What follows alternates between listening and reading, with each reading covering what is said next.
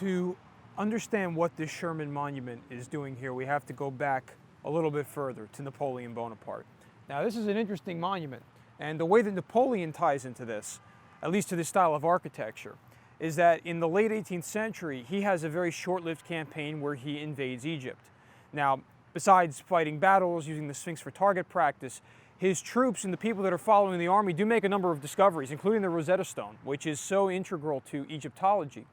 They end up bringing a lot of artifacts, much of which was looted, back to Europe.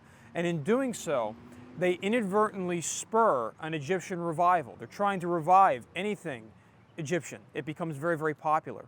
And we see a lot of that begin to show up in architecture and even in cemeteries. And that's what we're looking at here.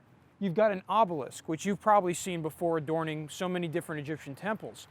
For the Egyptians, an obelisk symbolizes a ray of sunlight, which is literally turned into stone, coming right from the sun god Ra. Now, in an Episcopalian cemetery, no one's worshiping the sun gods. For them, this is really just a largely secular symbol by that point. And you can even see up on top where we have an urn. So they're mixing and matching different styles here. The urn, yet again, is a neoclassical symbol of death and mourning, and you see how that's being mixed in with all the different architecture that we see here.